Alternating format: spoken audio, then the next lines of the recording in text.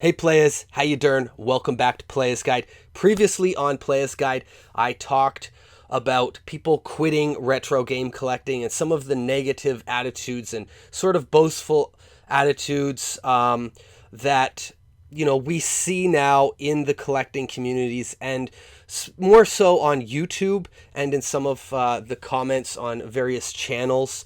And I kind of wanted to shut down some of the sort of doom and gloom and negativity around that with a little bit of advice for those of you who are feeling frustrated.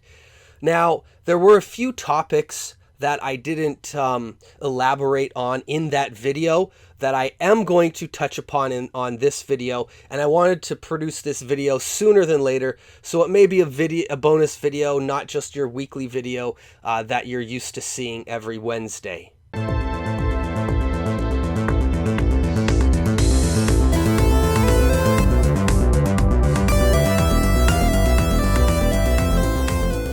So some of the things I touched upon, one of which was like the bubble theory bursting. And I've said this before that I don't think the bubble is really a thing that's going to burst. But I am thinking more and more that we may see in 2022 a bit of a cool off, a slowdown, or a dip in prices. Now, I want to show you here just a graph of what prices look like now at the end of January 2022. They're still climbing up, but what we've seen is a big spike when the pandemic hit and people got stimulus checks or whatever support they had. They were staying home looking for things to do, and video games was as good an idea of any. And we definitely saw this huge price increase.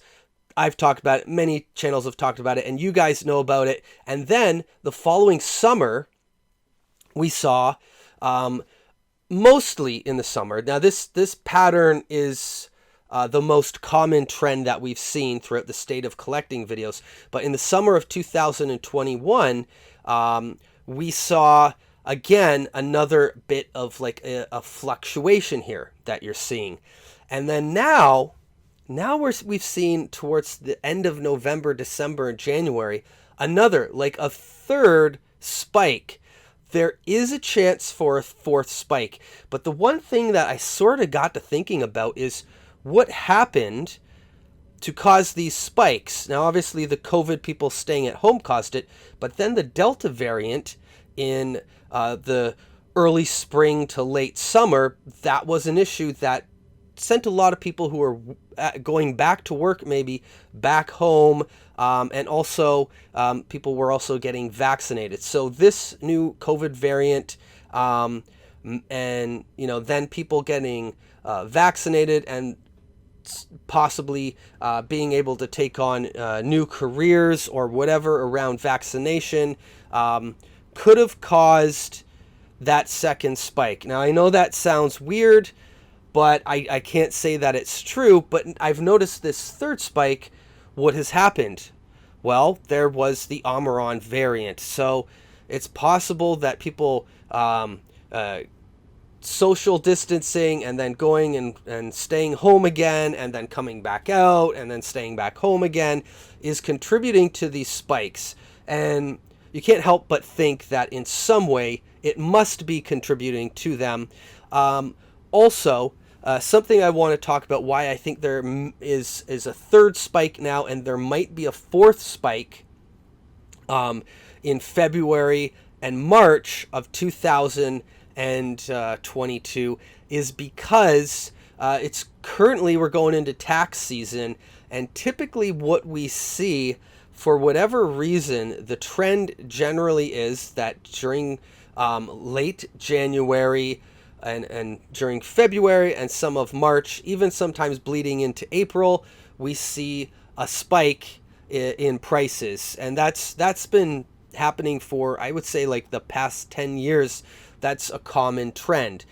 Isn't always the case, but it's something that I have noticed, and I know other collectors I've talked to have also noticed. So I think that this current uptick in prices is going to continue to have momentum for a little while. If it does dip, it'll pick back up and we'll see a fourth spike. But here's where the idea of a bubble bursting may not come into play. What will happen, I think, is that in March, it's expected that in either early March or early April or late March or sometime in the early spring, we are going to see interest rates start to go up. And when interest rates go up, it depends on how well people are managing their finances. And you know, mortgage rates have been at an all-time low for a very long time, and our economy has been doing extremely well throughout this pandemic. And I've also heard, I don't know how true this is, that 1/3 of all money in North America, the US and Canada, was printed between 2019 and 2021. And that is a lot of money. And where is it really all going? Into retro video games, I guess. The point being that it's not necessarily a stable economy, and we may be due for a market correction. And when that happens, people who are struggling financially may be put into tough situations where they have to sell off some stuff. And if they kind of went wild or caught the collecting bug and bought a bunch of older games that they've played and are sitting on a shelf and they're not truly passionate about collecting, it might be an easy, quick flip right now with these high prices to cash out. And if enough people are feeling financial stress and cash out, it could cause a dip in the prices. In fact, I'm certain it will. The bubble not bursting means that it won't go back to these games are kind of worthless, you can't even get rid of them because they sell for nothing. That's not going to happen. What we might see is pre-pandemic prices again, which people were still complaining about and saying were too high. But it's a possibility that that could happen at some point in 2022, depending on how high these interest rates go and the financial stress that people feel. And that's one of the reasons I was talking about having a budget. Because if you already have a set budget and you're able to maintain that, you're not going to be affected. You're not going to have any problem. There are still a lot of people that are hoping for this retro video game collecting crash to happen so that they could scoop up those games that they've had their eye on and have just been watching the price go up and up and up. And we're all in that boat. Believe me, there's a game called Rival Schools that I've had my eye on, and I remember it was like a $70 game, and I was like, wow, this one's really gone up. And now I think it's like $200 or more. And that's just not something that I need to have in my possession so bad that I'm willing to pay that high of a price for it. So it's really not worth it for me. So what's going to happen here, though, is that if there's enough people thinking like, hey, I want Rival Schools to go down, I want Rival Schools to go down, it's not going to go down, because that means there's so many people out there that want this game, that are thinking about this game and buying this game, and they probably have the money that I don't to dump on that game. And there's also the mindset that, hey, I can buy it, it's going to go up in price, so if I got to flip it, I can flip it. And then the next guy coming along's thinking that too. So nobody's really willing to take a hit on these things. Are you going to resell when you're not getting a kickback and you're giving things away essentially? Probably not. And because of that, the first thing that is going to indicate a decrease in prices is when a lot of resellers and game stores don't want to take rare games anymore. And we see enough of them on eBay and they're not moving. And the reason for this is because if these stores have all of the popular titles and many rare titles that are sought after and they're priced correctly and they aren't moving, they're not going to keep investing in those games because they're not getting the turnaround to make a profit off of them. Now, when that happens, the collectors are going to not go to the game stores or sell to resellers.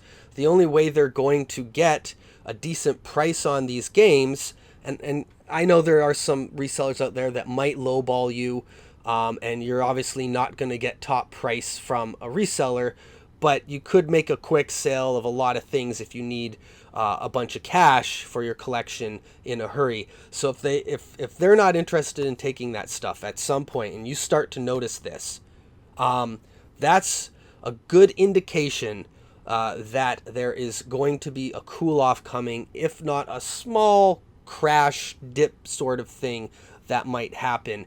And that's when you'll see more and more copies on eBay. And the people who are selling privately out of their collection are the ones that are going to be more willing to take that hit because they're not going to lose money. So you're going to see them undercutting the resellers on eBay, taking best offers and putting some of these games possibly up for auction. I know you don't see that as much nowadays, and unless it's a true rarity, that's hard to price. And that's basically where you'll start to see the prices starting to dip. How low they'll go, if they'll actually dip this year, I can't say for sure. This is just a thought that I had to share with you guys, because I kind of touched upon a few of these things in that video that I talked about people stressing and getting frustrated with collecting, and I totally get why you would. Anyways, if you like the video, please give it a thumbs up and leave a comment and contribute to the discussion. If you're a retro gamer or collector, Playas Guide has a Discord community that you can join and carry on the conversation over there, and you could do so in the Playas Guide Twitch, where we have multiple retro gaming streaming shows all week long. Subscribe to the channel, follow me on Instagram and Twitter for all the Playas Guide updates, and I'll catch you on the flip side.